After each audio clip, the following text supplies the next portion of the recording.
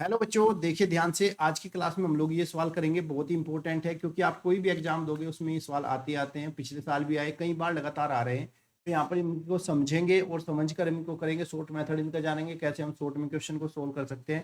साथ ही आपको जब ये क्वेश्चन आप सीख जाओ तो जो भी आपके पास किताब है उस किताब से इन सवाल को लगा के देखना इसी मेथड से, और मुझे कमेंट बॉक्स में बताना आपको समझ में आए कि नहीं। तो चलिए शुरू करते हैं बिना टाइम गवाए। बहुत ही इंपॉर्टेंट क्वेश्चन है। पहले सबसे पहले आपको क्वेश्चन को ध्यान से पढ़ना होगा, तभी आप क्वेश्चन को कर पाओगे। तो पहला क्वेश्चन देख लीजिए, 7 के 9 गुणजों का योगफल क्या होगा। 7 के 9 गुणज। तो अगर पहले इसका मतलब समझ लो गुणज होता क्या है। इसका गुणज का मतलब ये कह रहा है कि 7 के 9 गुणज है, मतलब जो 7 के पहाड़े में आती हैं, जो संख्या 7 से कट जाती है वो शुरू के 7, 7 दूनी 14, 7 या 21, 7 चौक 28, ऐसे कर करके 7 निम 63। तो ये जो सब गुणज है इनका आपको योगफल निकालना है, सबको प्लस करके बताना क्या होगा। तो क्या भाई आप ऐसे इनको प्लस करोगे तो आपका सवाल हो गया, फिर तो गलत हो जाएगा पेपर में, क्योंकि इतनी बड़ी प्लस कैसे करेंगे। और ये हो सकता है 7 की जगह 9 गुणज की जगह बोल दो कि 7 के 20 गुणज का योगफल ज्ञात करो। तो कैसे करोगे? तो इसका होता है शॉर्ट तरीका, शॉर्ट मेथड। देखिए कैसे करते हैं। 7 के 9 गुणज का पूछा है तो उसका जो योग अगर आपको निकालना है तो इसको निकालेंगे हम। 7 के 9 गुणज है तो आप लिखेंगे 7 गुणा में कितने हमें निकालने हैं, 9। तो 9 लिखेंगे और इंटू में 6 ज्यादा 10 और डिवाइड बाय हम यहाँ पे 2 कर देंगे। चलिए हल करते हैं। 2 पंजे 10।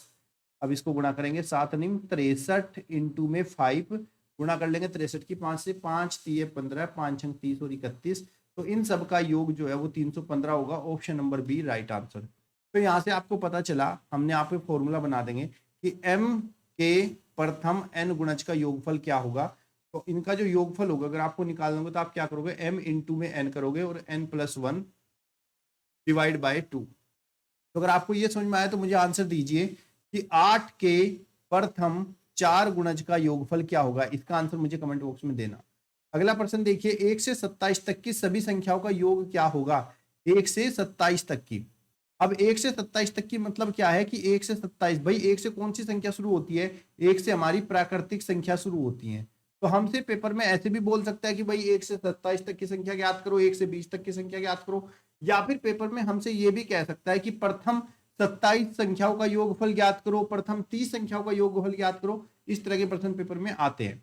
तो अगर हमें इनका योग ज्ञात करना हो तो आप ऐसे तो नहीं करोगे 1+2+3+4 प्लस ऐसे करके 27। तो भाई हो गया सवाल। तो यहां पर भी इसका शॉर्ट मेथड है। शॉर्ट मेथड ये है कि अगर हमें एक से या फिर प्रथम n प्राकृतिक संख्याओं का योगफल ज्ञात करना हो तो हमारा जो इनका प्रथम n प्राकृतिक संख्याओं का योगफल होता है वो होता है n इंटू n+1 और डिवाइड बाय 2। या फिर आप बिना फॉर्मूला सिंपल सा तरीका समझ लो, जहां तक भी आपको योगफल ज्ञात करना तो अंतिम संख्या को देख लो बस। अंतिम संख्या क्या है, 27।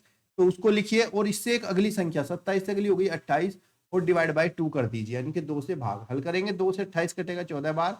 अब इसकी गुणा कर लेंगे बच्चों। 14 से हो गया 98, 14 दूनी 28 और 9, 28 और 9 हो गया 37। तो उत्तर हो गया 378। Option number C right answer.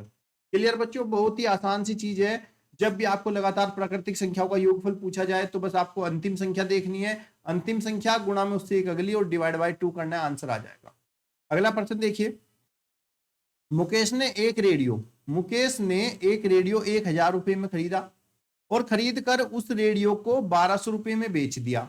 तो उसका प्रतिशत लाभ क्या होगा। तो यहाँ पे रेडियो खरीदा कितने में, कॉस्ट प्राइस कितना है इसका 1000, और इसने बेचा कितने में, सेलिंग प्राइस है इसका 1200। तो सबसे पहले ध्यान रखना बच्चों, जब भी हम लाभ हानि निकालते हैं तो लाभ हानि दो ही चीजों पर निकलता है, कितने में सामान हमने खरीदा और कितने में बेचा, उनके जो बीच का है वही लाभ होता है या फिर हानि।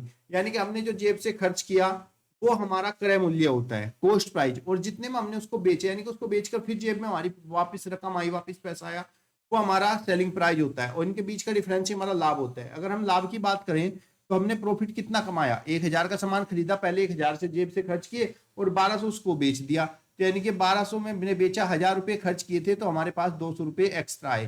तो प्रॉफिट बराबर होता है selling price minus cost price, याद रखना। तो प्रॉफिट कितना हुआ, 200 का। और प्रॉफिट किस पर होता है, जो हमारी जेब से खर्च हुआ था, जितना हमने उसमें लगाया उसी पर तो निकालते हैं। तो प्रॉफिट जब भी हम निकालते हैं तो profit percentage is equal to होता है प्रॉफिट अपॉन कॉस्ट प्राइस, यानी कि उसकी हमेशा कॉस्ट प्राइस से ही तुलना करेंगे, या तो चाहे प्रॉफिट हो या लॉस हो, हमेशा कॉस्ट प्राइस के साथ उसकी तुलना करते हैं, और इंटू में 100।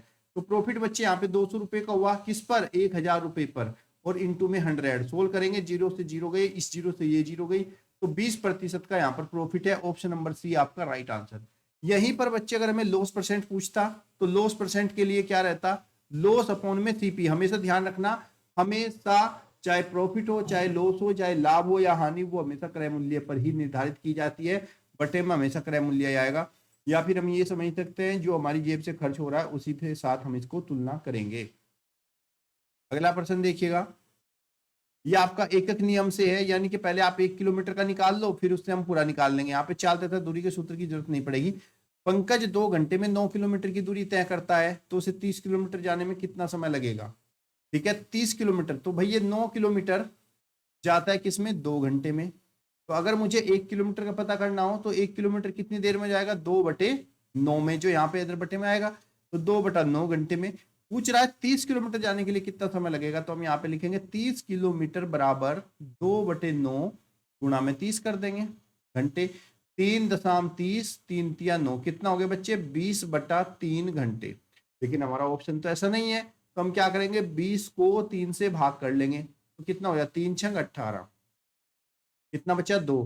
तो ये हो गया हमारा बच्चे 6 घंटे, ये हो गया 6 सही 2/3 घंटे। लेकिन हम इसको बदलेंगे, ये 6 तो घंटा पूरा पूरा हो गया, और ये जो 2/3 घंटे है इसको मिनट में बदल लेंगे। 2/3 घंटे और घंटे को मिनट में बदलने के लिए बच्चा 7 से गुणा करते हैं, 3 दूनी 6, तो कितना हो गया, 6 घंटे और 20 दूनी 40 मिनट।